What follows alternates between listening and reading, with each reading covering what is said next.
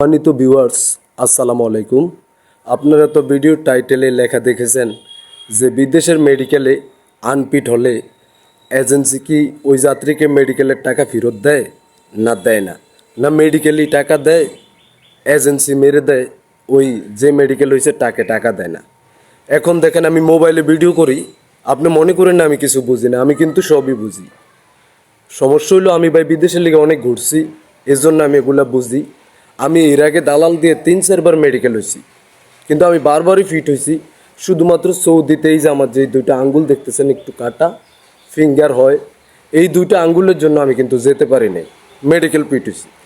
তো ওনারা কিন্তু আমার একটা টাকাও দেয় নাই, ওই দালালরা। ওনারা বলতেছে যে তোমার আঙ্গুলের জন্য তোমাকে মেডিকেল আনফিট দিছে, তুমি টাকা পাইবে না। তো আমি কি করলাম, তো আসলে মেডিকেল হলে তো আর টাকা ফেরত পাওয়া যায় না, আমি তো আর জানি না। তো এবারে আমি ঢাকা বনানী রাজ এজেন্সিতে গেছিলাম, সেখানে গিয়ে মেডিকেল হইলাম।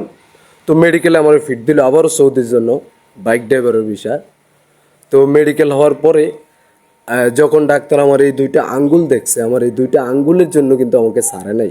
মানে আমি মেডিকেলে ফিট, শুধু আমার এই দুইটা আঙ্গুলের সমস্যা। সৌদি নাকি এখন এইভাবে 10 আঙ্গুলের ছবি দেওয়া ওই অ্যাম্বাসিতে ছবি পাঠান লাগে। তো উনি কী করলো, তো আমার যেই মেডিকেল যিনি আমারে করাইছে, উনি ওই হাসপাতালের এমডির সাথে দেখা করার জন্য আমাকে 3 দিন নিয়ে ঢাকা রাখছে। রাখার পরে আমি তৃতীয় দিনের পর চতুর্থ দিন আমি ওনার দেখা পাইছি।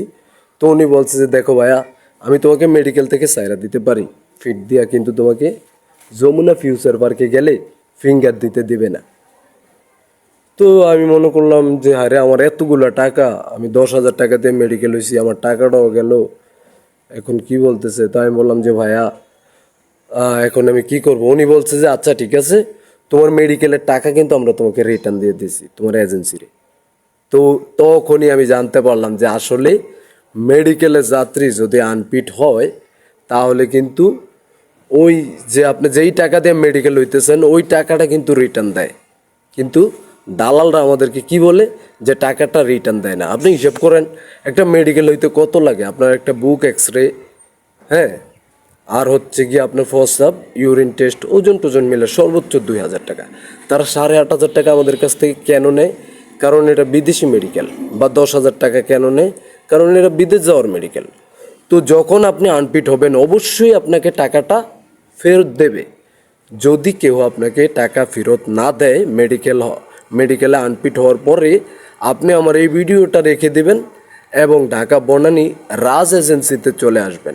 আমি সেখানে আপনাকে চাক্ষুষ প্রমাণ দেখিয়ে দেব যে হ্যাঁ, মেডিকেলে আনফিট হলে যাত্রী মেডিকেলের টাকা রিটার্ন পায়। কথা ক্লিয়ার? বিশেষভাবে একটা অনুরোধ রইল, আমার এই চ্যানেলটা একটু সাবস্ক্রাইব করে দেবেন, ঠিক আছে?